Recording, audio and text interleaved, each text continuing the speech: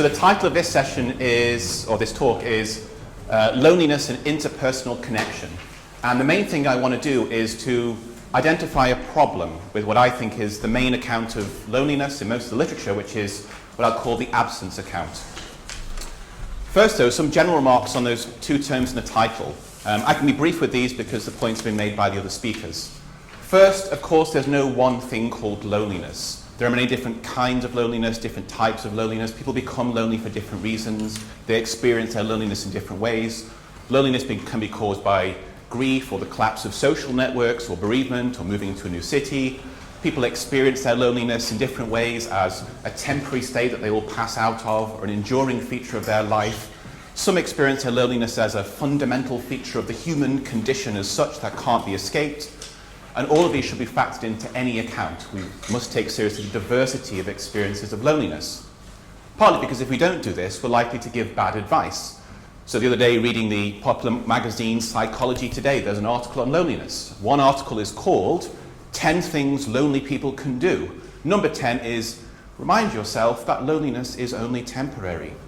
Now that's going to be true for people who experience what's called situational loneliness. Like if you're sent to work in another city where you don't know anyone for a month. Sure, your loneliness is temporary. But for those who experience chronic loneliness, that's catastrophically bad advice. So we have to take seriously the diversity of forms, types, and experiences of loneliness. Similar things are true of this term, interpersonal connection. Again, there are lots of different ways that we can connect with people. There are different ways to connect with them, different kinds of connection. I can connect you with all of you in a sense by giving this talk. But that's different from the connection I had with the guy on the train this morning when we were chatting coming out of Birmingham New Street. You can have deep, enriching, sustained contacts with people. Not just encounters and connections, but long-term connections tied together by love, empathy, trust, and belonging. Hence we distinguish casual acquaintances, that guy on the train I'm never going to see or talk to again, people I will see over a long period of time, interpersonal connections that provide my life with meaning and structure and identity, or forms of interpersonal connection that define who I am as a person, and in the absence of which I'd be a very different and maybe diminished person. So again, there's no one thing called interpersonal connection. There are very many ways to connect with people. And surely one of the things that most human beings need to flourish is a whole diversity of kinds of interpersonal relationships. For example, during lockdown one of the things that struck me very quickly is how much of my social world isn't made up of close friendships and family members, but spontaneous, ad hoc, improvised encounters with people. Chatting to baristas in a coffee shop, grumbling with people in the post office queue. We need a whole range of different forms of interpersonal connection. Some deep, some rich, some sustaining, some temporary, some ad hoc. And all that means it's going to be very difficult to say anything general about loneliness and interpersonal connection. They're all extremely diverse and they connect in various diverse ways. Now that doesn't mean that we can't say anything in general about the connection between loneliness and interpersonal connection. And in particular, it doesn't mean that we can't give some general accounts of what loneliness is. For example, you can acknowledge diversity but recognize underlying patterns or unities.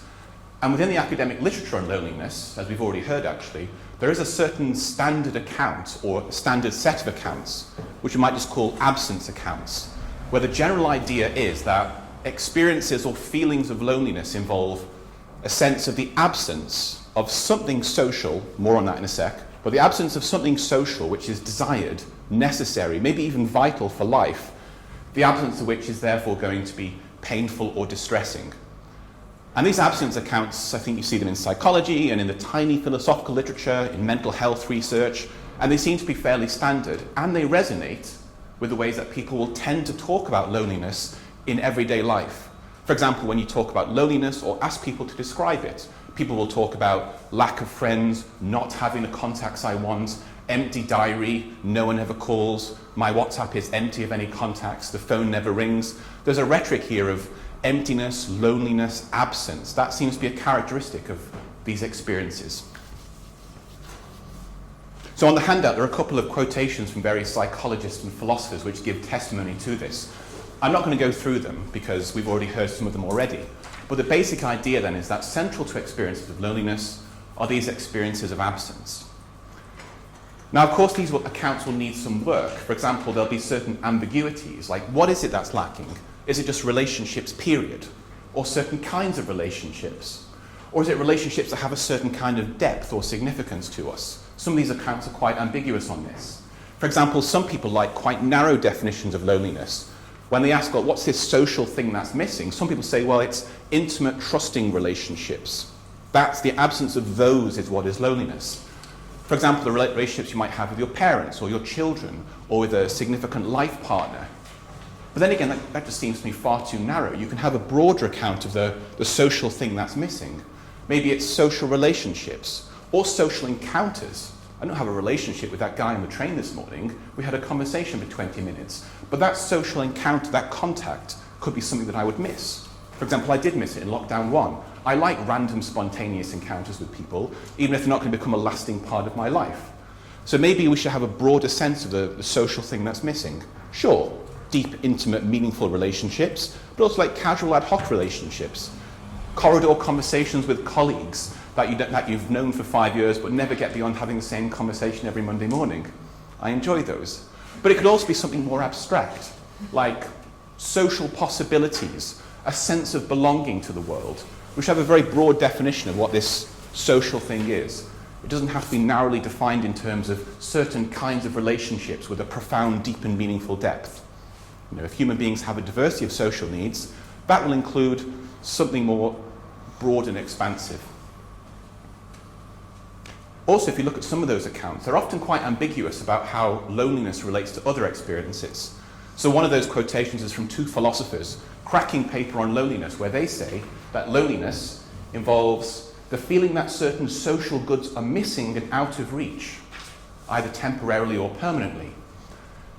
Now again, that's kind of ambiguous. For one thing, if you say that social relationships are absent, that's very different from saying that they're out of reach.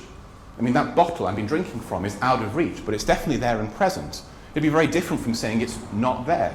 And again, that will show up in experiences of loneliness. I mean, is it the case that there are people you could have social contacts with, they're just not here? Maybe because I'm the only singleton in my friendship group, and every weekend now, all of my annoying friends are partnered up and they do fun things at the weekend, and they never invite me. It's an invented example. Thank you for your laughing sympathy. So again, there are going to be sort of ambiguities here. Is it the fact that the social opportunities and contacts are absent, out of reach for some reason, or they're just not there? Those seem to me crucially different. Also, we'd have to distinguish loneliness from other negative experiences that can cause social goods to be out of reach. For example, if I'm experiencing, say, profound guilt or shame, maybe I've done something morally awful, and no one knows, but I feel terrible. That's going to show up in my interpersonal behaviour, my demeanour. I'm going to be constantly suspiciously thinking, do they know? Is that why Matthew's not making eye contact with me in the way that he would usually do? Does he know? Has someone told him? Has Henry just texted him and said, do you know what Ian did? And has spoiled things for me. So other negative emotional experiences like guilt and shame could also cause social goods to be absent, but in very different ways. So some experience of loneliness might have a moral dimension that others don't. Or there could be compound sorts of kind of guilty loneliness or loneliness and guilt. And again, more work here to distinguish between these different kinds of experience. I mean, if there's a profound moral dimension to your loneliness, that's going to be very different conceptually and practically. So lots of different kind of work to do on these accounts. You know, we can ask what sorts of social goods are absent, what sorts of relationships are missing. Is it the fact that they're not there, or they're not as you would want them to be? Is it that you perceive that over time the social relationships you have seem to be thinning and dimming down and diminishing? Or is it that your friendship network has just as many people as it always did? It's just now being painfully restructured. For example, as everyone partners up and you're the only one left as a small isolated atom in a way that didn't used to be 10 years ago. Now all of these are details, of course, that you could easily deal with by doing lots of philosophy and psychology and looking at first-person accounts.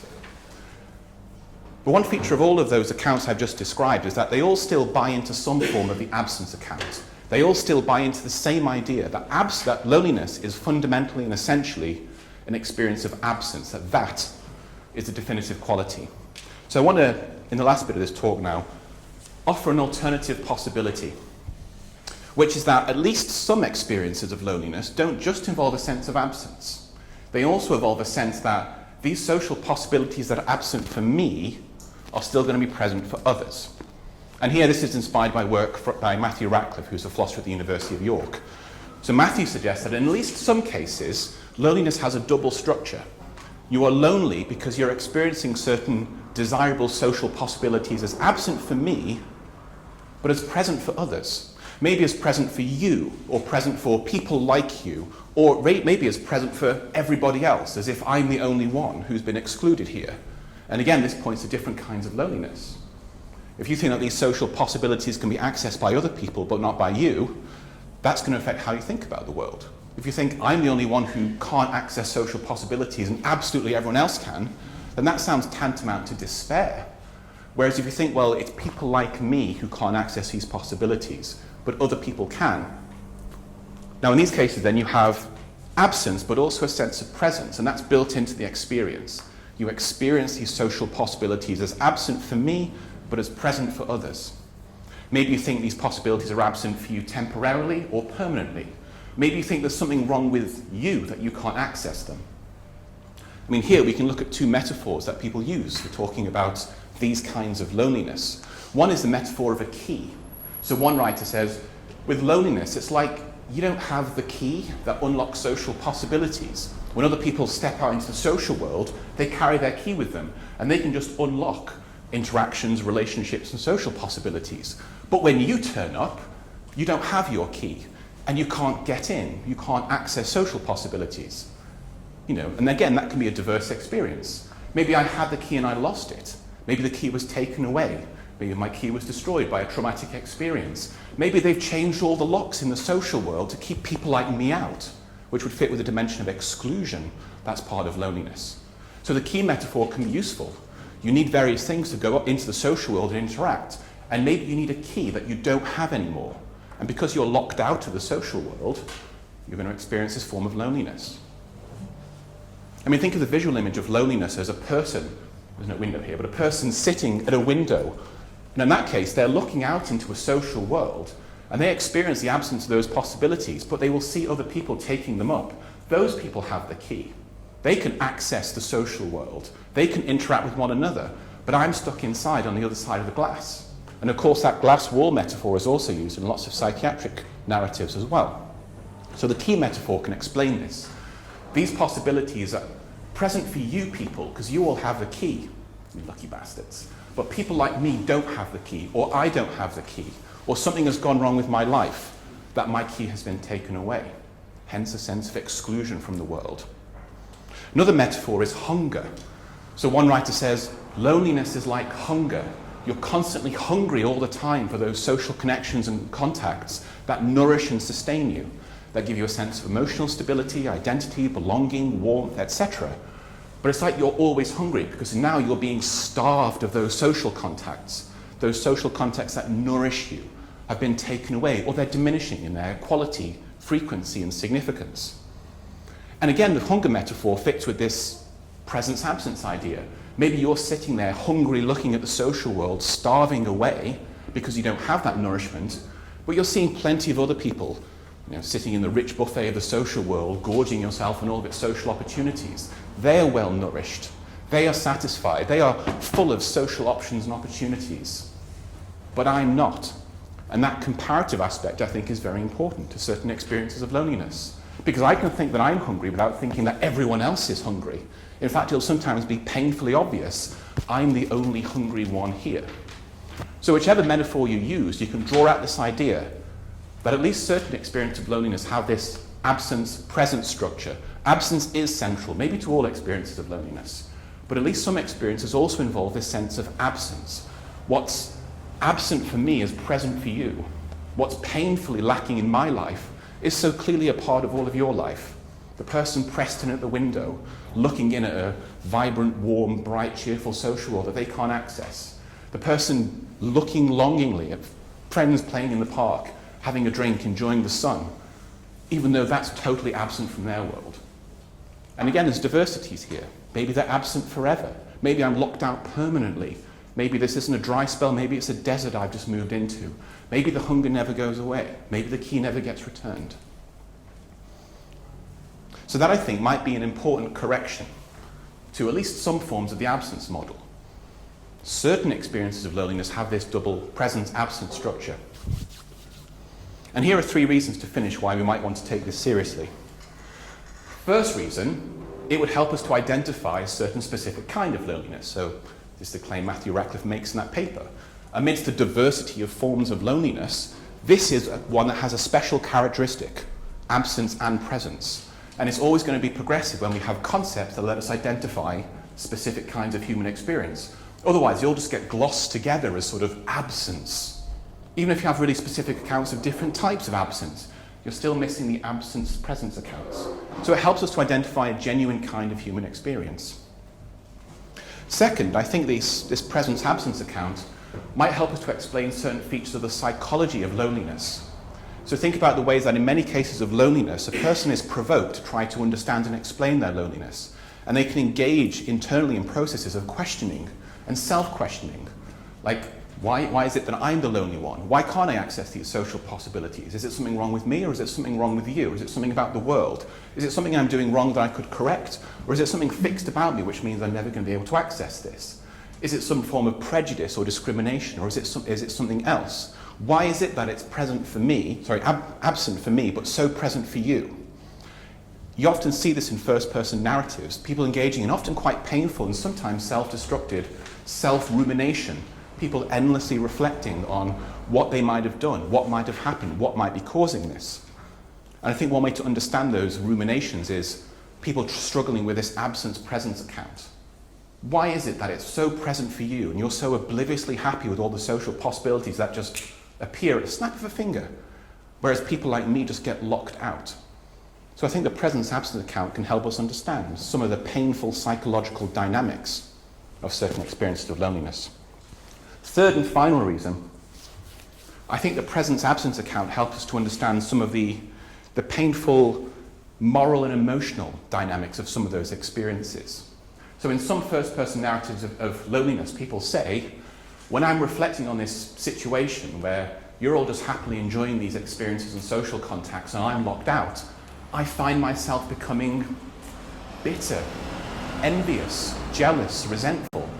So reading one account of narrative, the author said, I've always been a lonely person, but lately I'm feeling becoming a bitter person. I find myself privately jealous of my friends. I wonder what they're doing tonight that I'm not a part of it. I start to engage in quasi-paranoid speculations about being left out or excluded. And I don't want to become one of those bitter, jealous, envious people. One, it's awful to experience those emotions, but also it's going to make me into the sort of person who's going to be unattractive to social contact. And I think that those moral emotions like envy, bitterness, resentment, that's an important part of many experiences of loneliness. They're really common in first-person accounts, and not just on Reddit and Quora, but they seem to me to be rather understudied in some of the academic literature. But you can understand interpersonal moral emotions like resentment, bitterness, envy, and jealousy if you build in this absence-presence structure. Because what you're trying to understand is, what's wrong with me or wrong with you that you have these things and I don't, and that you don't seem to notice these disparities between us? And that can tie as well to wider concerns about stigma, characterizations of lonely people, etc.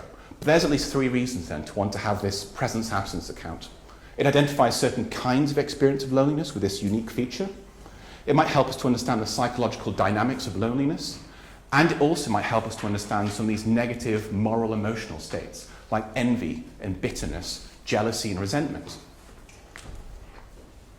If so, then we should have it on the table.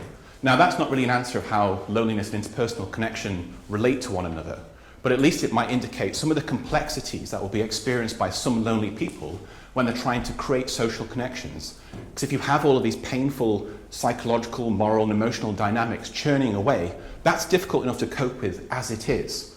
But if you want to add to that the further task of then trying to find ways to connect with other people, including people that you regard as having some special social key or access or powers that you don't have and you can't explain why, that should indicate something of the difficulty of this task, both philosophically and conceptually, but also practically and therapeutically. Thanks for listening, folks.